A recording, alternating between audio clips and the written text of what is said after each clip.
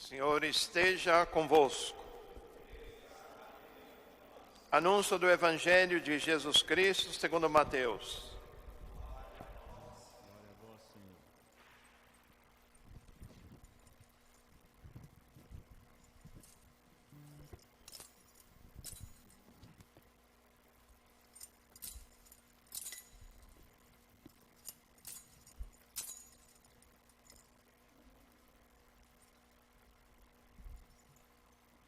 Naquele tempo, Jesus foi à região de Cesareia de Filipe e ali perguntou aos seus discípulos: que dizem os homens ser o Filho do Homem?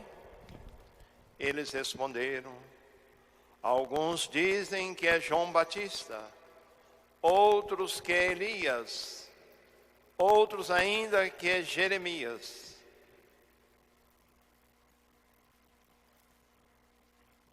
Então Jesus perguntou: e para vós quem eu sou?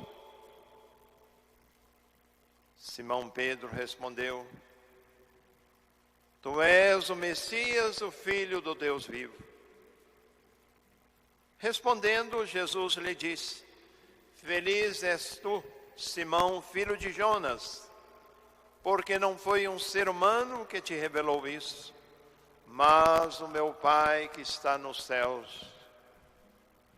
Por isso eu te digo que tu és Pedro, e sobre esta pedra construirei a minha igreja, e o poder do inferno nunca poderá vencê-la. Eu te darei as chaves do reino dos céus. Tudo o que tu ligares na terra será ligado nos céus. Tudo o que tu desligares na terra será desligado nos céus. Palavra da salvação. Glória a vós, Senhor.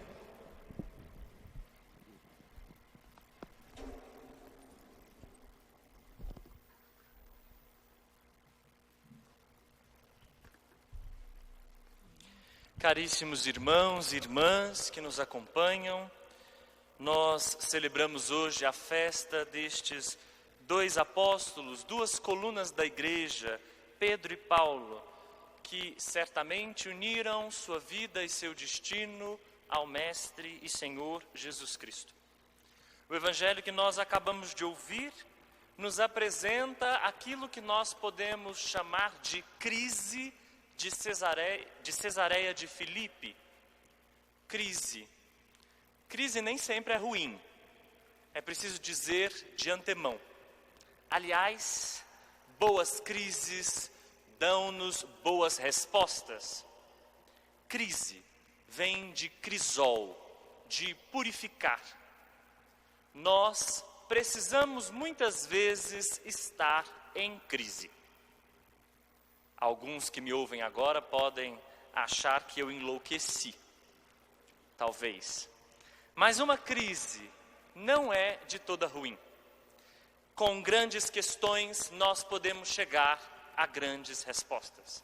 Nós podemos dispensar aquilo que não é fundamental, que não é essencial, e podemos nos dirigir à radicalidade daquilo que nos move, que nos sustenta, que nos dá forças. Muitas vezes a gente foge das perguntas, a gente traz para perto de nós só muitas respostas.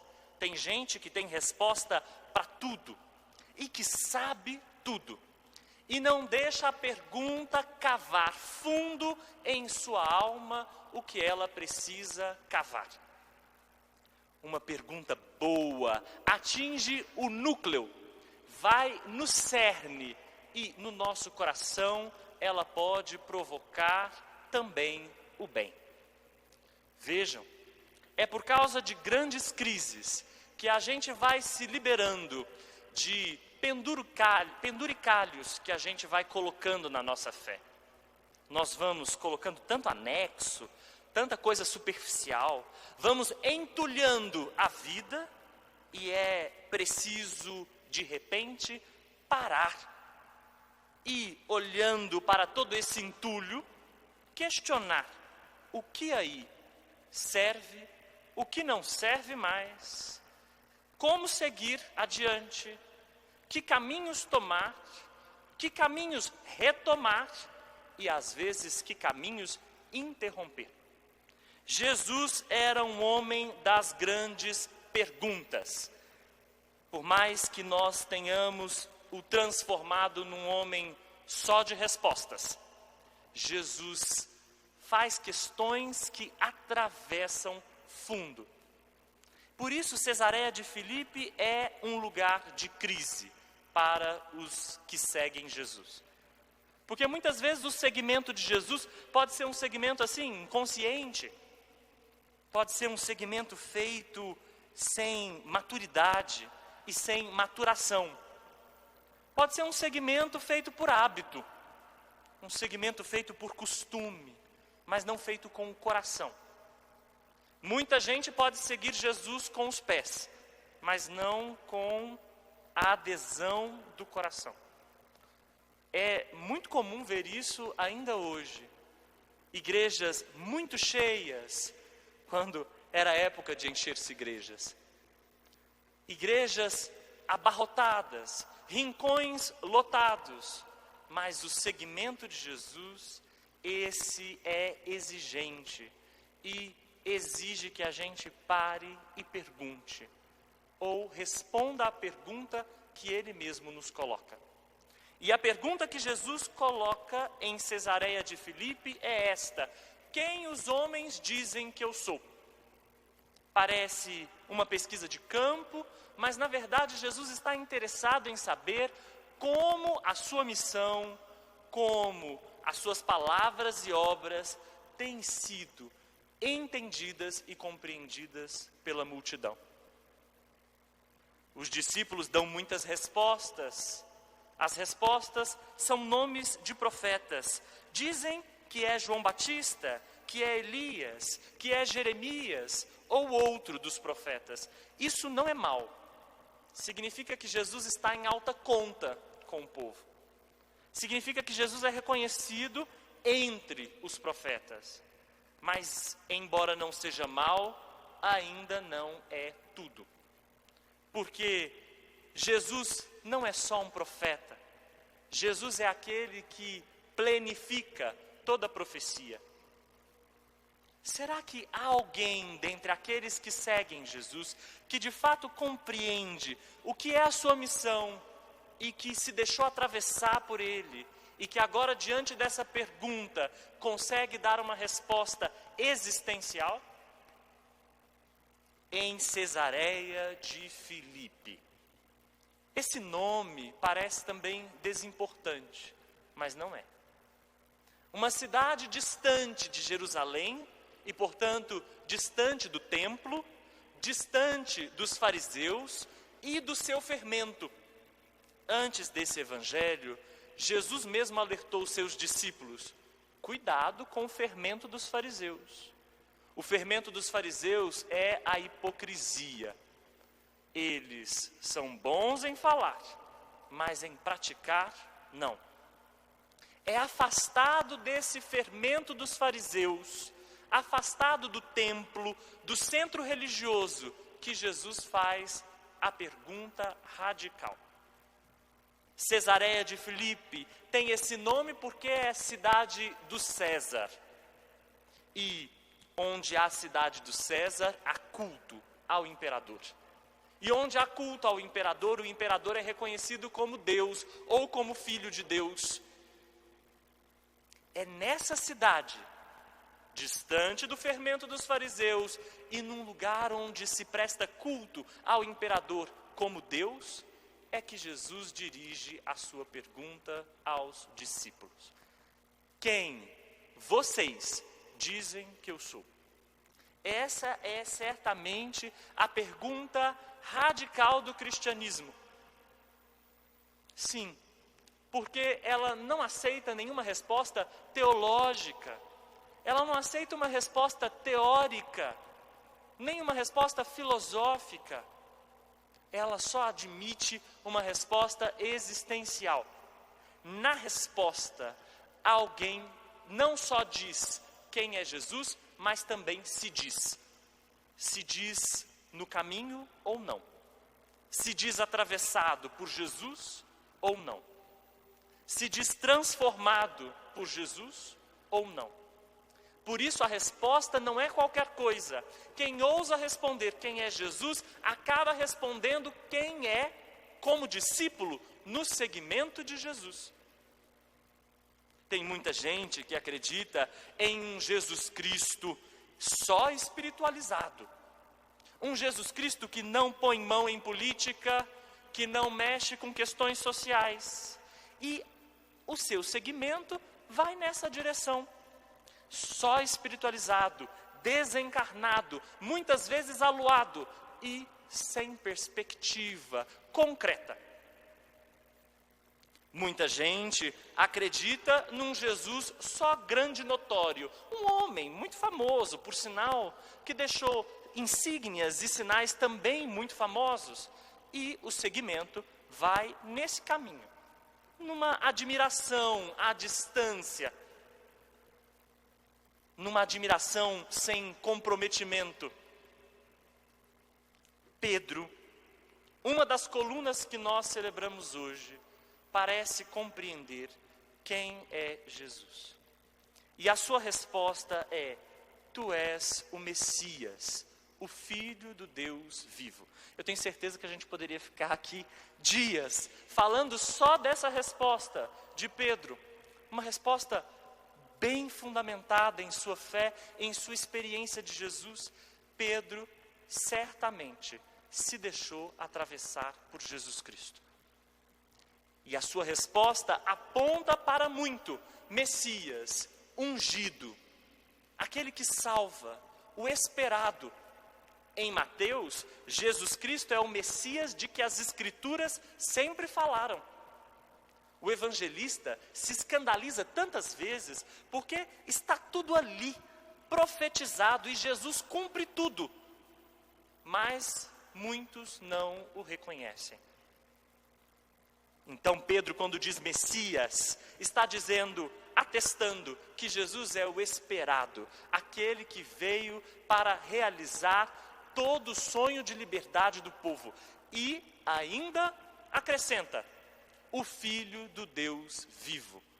Deus vivo, não o imperador. O imperador não é um Deus vivo. O imperador é uma estátua morta. O culto ao imperador não liberta e não traz vida. O culto ao imperador, pelo contrário, traz morte e opressão. Muitos ainda hoje resistem no culto aos imperadores. Muitos ainda hoje não têm um Deus vivo, mas têm um Deus morto, porque não defendem a vida, mas se ajoelham diante de imperadores que também não a defendem. Culto ao Deus vivo, não ao imperador e não ao Deus do templo. Cesareia de Filipe é distante do templo e é lá que Jesus escolhe para apontar a sua questão, porque o Deus do templo também já não é mais o Deus de Jesus Cristo. Não é o Deus vivo. O Deus do templo também não liberta, oprime e oprime os mais pobres com sacrifícios, ritos de purificação, a escravidão das consciências. Nada de liberdade, mas só opressão do povo, e especialmente do mais pobre. Esse Deus não é o Deus vivo. Por isso a confissão de Pedro é uma confissão fundamental.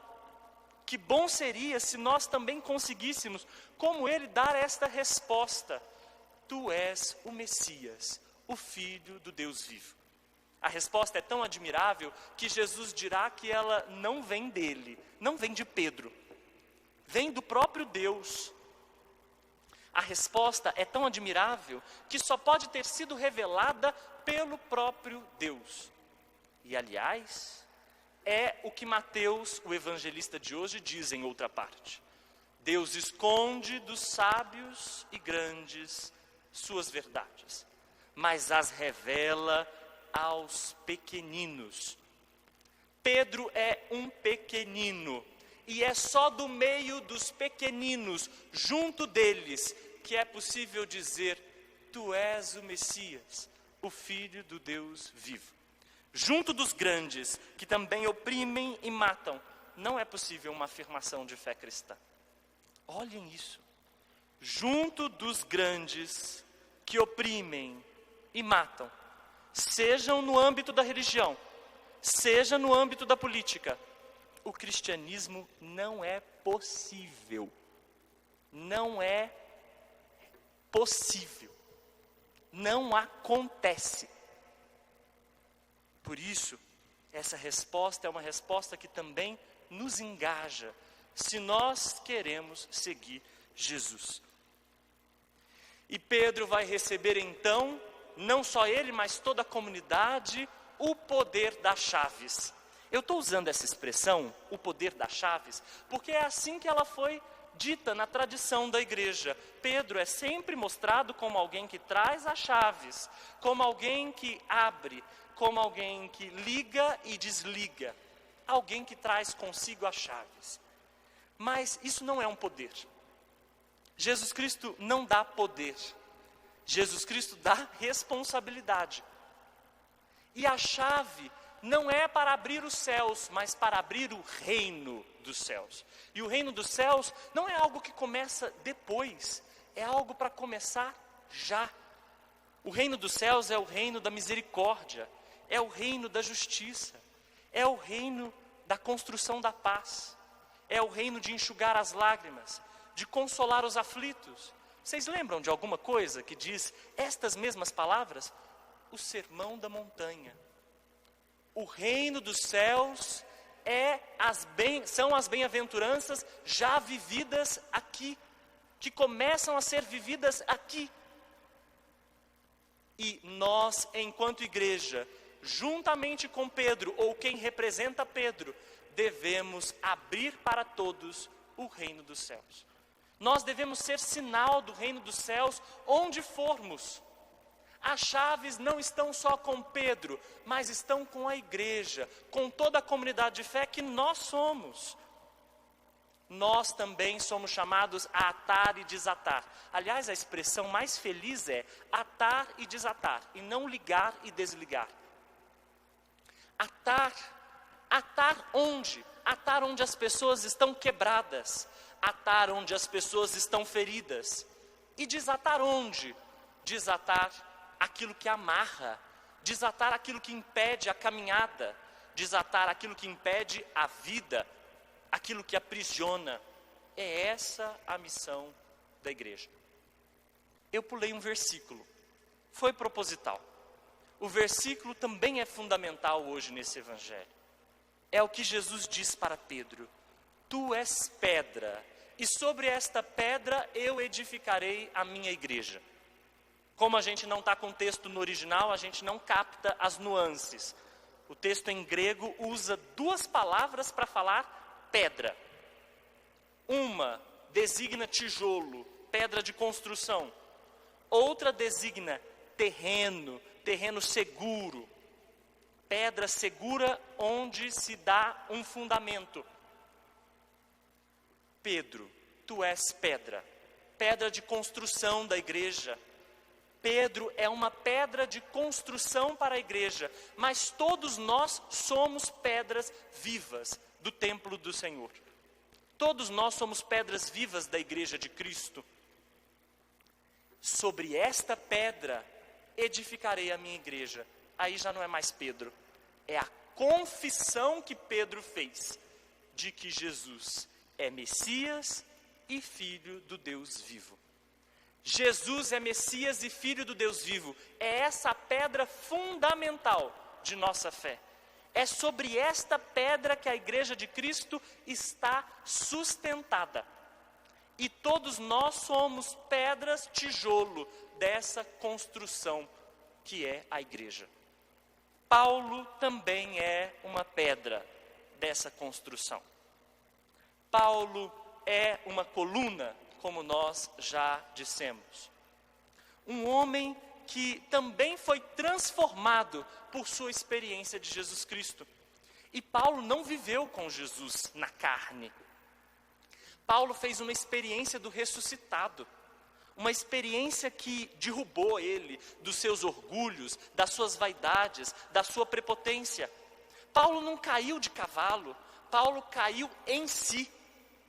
E essa queda foi fundamental. A crise de Paulo, como ela fez bem para ele. Como ela foi importante para que ele mudasse a rota.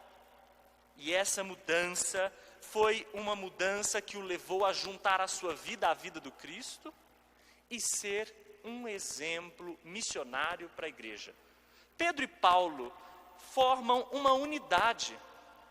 A unidade entre a conservação da fé e a missão, entre o amor e a inteligência, mas eles não são só uma unidade, eles também são uma tensão. Pedro e Paulo também têm conflitos. Paulo mesmo desafia Pedro quando é necessário. E isso mostra que a igreja é igreja una, é igreja da unidade, mas essa unidade é feita de diferenças.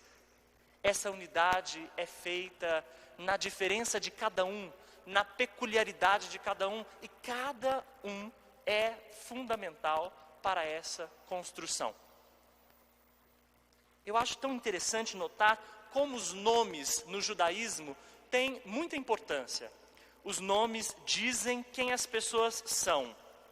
Os nomes apontam para o destino.